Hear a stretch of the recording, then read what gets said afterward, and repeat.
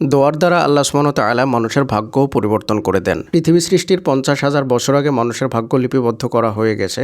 সেই ভাগ্যকেও আল্লাহ সুবহানাহু ওয়া তাআলা দোয়ার দ্বারা পরিবর্তন করে দেন। দোয়া সম্পর্কে আল্লাহ সুবহানাহু ওয়া তাআলা কোরআনের মধ্যে অসংখ্য জায়গায় বলেছেন এবং হাদিসের মধ্যেও অনেক জায়গায় এসেছে। একমাত্র দোয়াই এমন একটা ইবাদত যার দ্বারা আল্লাহ সুবহানাহু ওয়া তাআলা মানুষের ভাগ্যকেও পরিবর্তন করে দেন। আপনি কোনো একটা জিনিসকে অনেক পছন্দ করেন, আপনি চাইছেন যে সেই জিনিসটা যেন আল্লাহ সুবহানাহু ওয়া তাআলা আপনাকে দিয়ে দেন, কিন্তু সেটা আপনার ভাগ্যে লেখা নেই, অন্য একটা বিষয় লেখা আছে। এখন আপনি যদি আল্লাহ সুবহানাহু ওয়া তাআলার কাছে অনেক বেশি দোয়া করেন আর আল্লাহ সুবহানাহু ওয়া তাআলা যদি আপনার সেই দোয়াটাকে কবুল করে নেন, তাহলে আপনি যেটা চাইছেন আল্লাহ সুবহানাহু ওয়া তাআলা আপনার ভাগ্যে সেটাই লিখে দেবেন। যেটা আপনার ভাগ্যে আগের থেকে লেখা ছিল সেটা কেটে দিয়ে আপনার যেটা মন চাইছে, আপনি যেটা পছন্দ করেন, সেটা আল্লাহ সুবহানাহু ওয়া তাআলা আপনার ভাগ্যে লিখে দিতে পারেন। এটা শুধুমাত্র সম্ভব দোয়ার দ্বারা।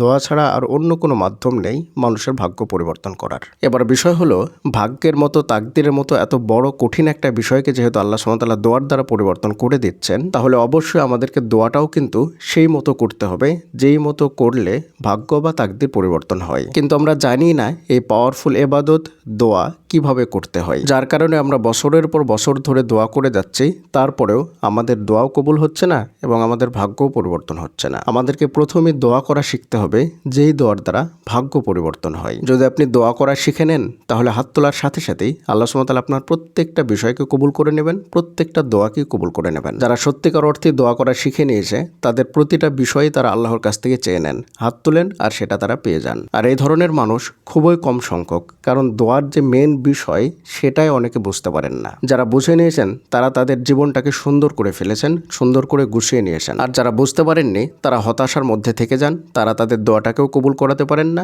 আর দোয়ার দ্বারা ভাগ্যকেও পরিবর্তন করাতে পারেন না। আজকের এই ভিডিওতে আমরা আলোচনা করব কিভাবে দোয়া করলে সেই দোয়ার দ্বারা আল্লাহ সুবহানাহু ওয়া তাআলা মানুষের ভাগ্যকেও পরিবর্তন করে দেন। এই ভিডিওতে আমরা গোপন, সিক্রেট, ছোট বড় সব বিষয় আলোচনা করব, তাই ভিডিওটি 1 মিনিটের জন্য স্কিপ করবেন না, তাহলে কিছুই বুঝতে পারবেন না। আজকে আপনি শিখে নিতে পারবেন কিভাবে দোয়া করলে আল্লাহ তাআলা আপনার ভাগ্যকে পরিবর্তন করে দেবেন। আল্লাহ তাআলা 40 নম্বর সূরার 60 নম্বর আয়াতের মধ্যে বলছেন, ওয়াকালা রাব্বুকুম উদউনি আস্তাজিব লাকুম, তোমরা আমাকে ডাকো, আমি তোমাদের ডাকে সাড়া দেব।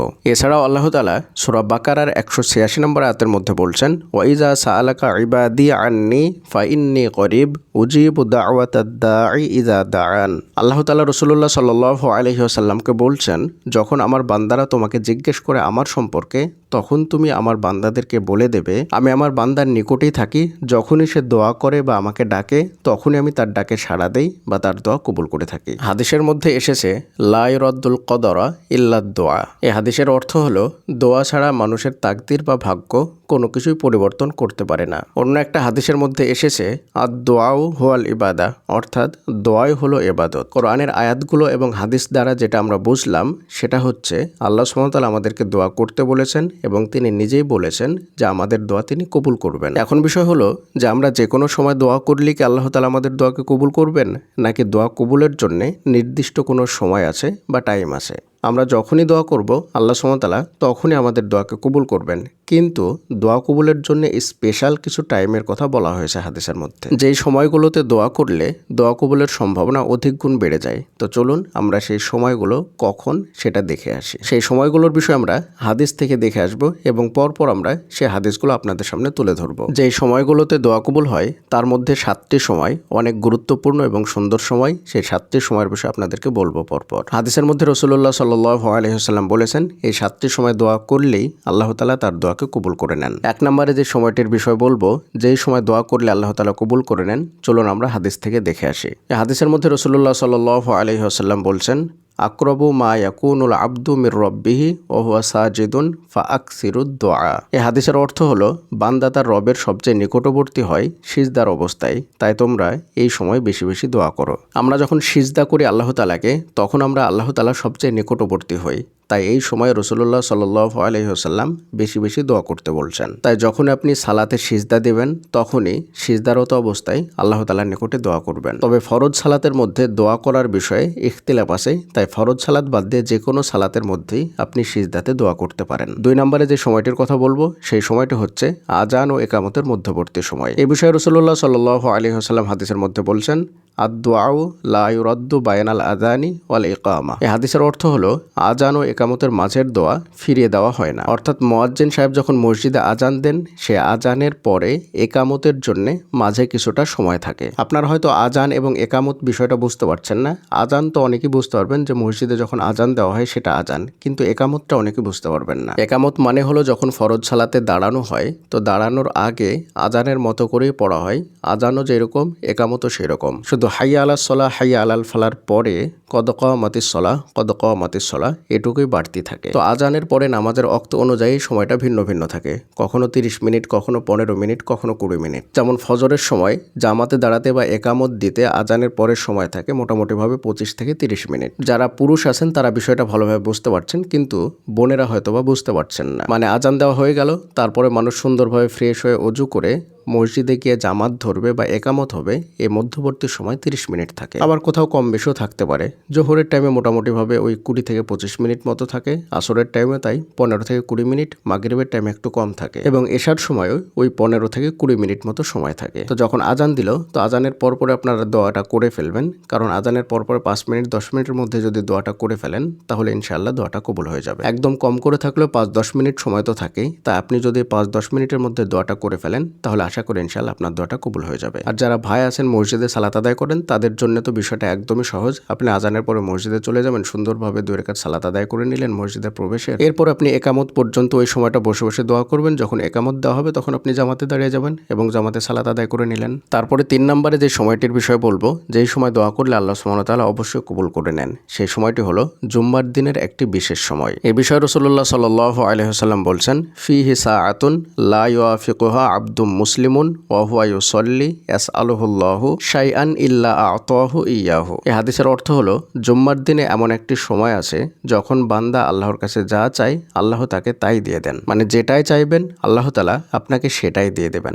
সুবহানাল্লাহ। এবার বিষয় হলো জুম্মার দিন যখন দিন শুরু হচ্ছে তখন থেকে নিয়ে সূর্য ডোবা পর্যন্ত এই পুরো সময়ের মধ্যে সেই সময়টা থাকে। সেই সময়টা সিক্রেট সময়, মানে হাদিসের ভাষ্য অনুযায়ী হাদিসে যেটা দেওয়া আছে যে আপনি যেটাই চাইবেন আল্লাহ তাআলা আপনাকে সেটাই দিয়ে দেবেন। এখন বিষয় হলো যে সেই সময়টা আপনি কিভাবে বুঝবেন যে কখন সেই সময়টা? তো চলুন আমরা কিছু হাদিস থেকে দেখে আসি সেই সময়টা কখন। একটি সহিহ হাদিসের মধ্যে বর্ণিত হয়েছে সেই সময়টি হলো আসরের শেষ সময়, অর্থাৎ মাগরিবের আগ মুহূর্তে। এক কথায় আসর থেকে নিয়ে মাগরিব পর্যন্ত এই মধ্যবর্তী সময়ের মধ্যে আসরের যে শেষ সময়, সেই সময়টার কথা উল্লেখ করা হয়েছে। এই সময়ের মধ্যে আপনি যদি আল্লাহ তাআলার কাছে কিছু চেয়ে নেন তাহলে আল্লাহ তাআলা আপনি যেটাই চাইবেন সেটাই দিয়ে দেবেন। 4 নম্বরে যে সময়টার কথা আমরা বলবো সেটি হচ্ছে বৃষ্টির সময়। রাসূলুল্লাহ সাল্লাল্লাহু আলাইহি ওয়াসাল্লাম হাদিসের মধ্যে বলছেন, ইসনাতানি মা তুরাদ্দানি আদ-দুআউ ইনদান নিদাই ও তাহতাল মাতরে। এই হাদিসের অর্থ হলো দুটি দোয়া ফিরিয়ে দেওয়া হয় না। 1 নম্বরে আজানের সময়ের দোয়া এবং 2 নম্বরে বৃষ্টির সময়ের দোয়া। এর আগের হাদিসে আমরা যেটা পড়লাম সেটা হচ্ছে আজান এবং একামতের মধ্যবর্তী সময়, আর এই হাদিসে আমরা পড়লাম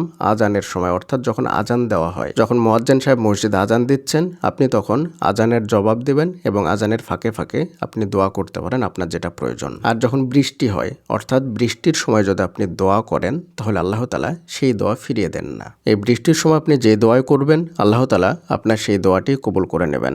তাহলে বৃষ্টির সময় এবং আজানের সময় অবশ্যই বেশি বেশি দোয়া করবেন। 5 নম্বরে যে সময়টার কথা আমরা বলবো, এই সময় দোয়া করলে আল্লাহ তাআলা কবুল করে নেন, সেই সময়টি হলো সফর অবস্থায়। আপনি কোথাও যাচ্ছেন, আপনি সফর করছেন, এমতো অবস্থায় যদি আপনি আল্লাহ তাআলার নিকটে দোয়া করেন তাহলে আল্লাহ তাআলা আপনার সেই দোয়াকে কবুল করে নেন। এই বিষয়ে রাসূলুল্লাহ সাল্লাল্লাহু আলাইহি ওয়াসাল্লাম বলছেন, সালাসু দাওয়াতিন মুস্তাজাবাতুন ও দাওয়াতুল মুসাফির। এই হাদিসের অর্থ হলো 3টে দোয়া কবুল করা হয়, এর মধ্যে একটি হলো মুসাফিরের দোয়া। মুসাফিরকে বাংলাতে পথিক বলা হয়, অর্থাৎ পথ চলতি ব্যক্তি। যখন আপনি পথের মধ্যে থাকেন, রাস্তার মধ্যে থাকেন, এই অবস্থায় দোয়া করবেন। 6 নম্বরে যে সময় দোয়া করলে আল্লাহ তাআলা কবুল করে নেন সেই সময়টি হলো রোজাদার ব্যক্তির দোয়া, অর্থাৎ সাইম ব্যক্তির দোয়া। সিয়াম থাকা অবস্থায়, রোজা থাকা অবস্থায় আপনি যেই দোয়াই করবেন আল্লাহ তাআলা আপনার সেই দোয়াটাকে কবুল করে নেবেন। তাই আপনি যখনই সিয়াম থাকবেন, রোজা থাকবেন, এই সিয়াম থাকা অবস্থায়, রোজা থাকা অবস্থায় আপনি সারাদিন আল্লাহর নিকটে দোয়া করবেন। এবার সর্বশেষ 7 নম্বরে সবচেয়ে পাওয়ারফুল সময়টির কথা আমি আপনাদেরকে বলবো, যেই সময় দোয়া করলে আল্লাহ তাআলা কবুল করে নেন। চলুন আমরা হাদিস থেকে দেখে আসি। রাসূলুল্লাহ সাল্লাল্লাহু আলাইহি ওয়াসাল্লাম হাদিসের মধ্যে বলেছেন, ইয়ানজিলু রাব্বুনা তাবারাক ওয়া তাআলা কুল্লা লাইলা ইলাস সামাঈদ দুনিয়া হিনা ইয়াবকা সুলুসুল লাইলিল আখির ইয়াকুলু মাইয়াদউনি ফাআস্তাজিবা লা, মাইয়াসআলুনি ফাউতিয়া, মাইয়াস্তাগফিরুনি ফাগফিরলা। এই হাদিসের অর্থ হলো রাতের শেষ তৃতীয়াংশ বাকি থাকতে আল্লাহ তাআলা দুনিয়াবি আসমানে নেমে আসেন এবং বান্দাদেরকে ডাকতে থাকেন। কে আমার কাছে দোয়া করবে আমি তার দোয়াকে কবুল করব, কে আমার কাছে কিছু চাইবে আমি তাকে সেটা দেব, কে আমার কাছে ইস্তিগফার করবে, ক্ষমা চাইবে আমি তাকে ক্ষমা করব। সুবহানাল্লাহ, চিন্তা করতে পেরেছেন? প্রত্যেক রাত্রের যখন শেষ তৃতীয়াংশ বাকি থাকে তখন আল্লাহ তাআলা দুনিয়াবি আসমানে নেমে আসেন। এই সময় ঘুম থেকে উঠে আপনি আল্লাহর কাছে যে দোয়া করবেন, যা চাইবেন আল্লাহ তাআলা আপনার সেই দোয়াই কবুল করবেন এবং যেটা চাইবেন সেটাই দেবেন। এবার বিষয় হলো যে আপনি শেষ তৃতীয়াংশ কিভাবে বুঝবেন? আপনি গুগলে গিয়ে সার্চ করবেন আজকে রাত্রের শেষ তৃতীয়াংশ কখন থেকে শুরু হচ্ছে, দেখবেন যে আজকে কখন থেকে শুরু হচ্ছে কখন শেষ হচ্ছে সেটা দিয়ে দেবেন। এই সময় আপনি আল্লাহ তাআলার নিকটে দোয়া করবেন, যা চাইবেন আল্লাহ তাআলা আপনাকে সেটাই দিয়ে দেবেন, সেই দোয়াই কবুল করে নেবেন। এই ছিল 7টি সময়, যেই সময়গুলোতে দোয়া করলে দোয়া কবুলের সম্ভাবনা অধিক গুণ বেড়ে যায়। এই বিষয়ে আপনাদের যদি কোনো কিছু জানার থাকে তাহলে অবশ্যই আমাদের ভিডিওর নিচে কমেন্ট করে জানাবেন। আর আপনি যদি আমাদের ফেসবুক পেজটি ফলো করতে চান তাহলে অবশ্যই ফেসবুকে সার্চ বক্সে গিয়ে ইসলামিক মোটিভেশনাল স্পিচ লিখবেন, ইনশাআল্লাহ আমাদের পেজটি পেয়ে যাবেন। আর যদি আপনি ফেসবুক থেকে দেখেন তাহলে অবশ্যই আমাদের চ্যানেলটি সাবস্ক্রাইব করবেন। ইউটিউবে গিয়ে আমাদের চ্যানেলের নাম লিখবেন, আমাদের চ্যানেলটি চলে আসবে ইনশাআল্লাহ। আমাদের ফেসবুক পেজ এবং চ্যানেলের নাম একই। আর আপনি যদি আপনার বাস্তব জীবনে দোয়া কবুলের গল্পটি আমাদের সঙ্গে শেয়ার করতে চান তাহলে অবশ্যই শেয়ার করতে পারেন আমাদের ইমেল আইডির মাধ্যমে। আমাদের ইমেল আইডি হলো khalidhasan6695@gmail.com। এটা আমরা ডেসক্রিপশনেও লিখে দিচ্ছি। আসসালামু আলাইকুম ওয়া রাহমাতুল্লাহি ওয়া বারাকাতুহু।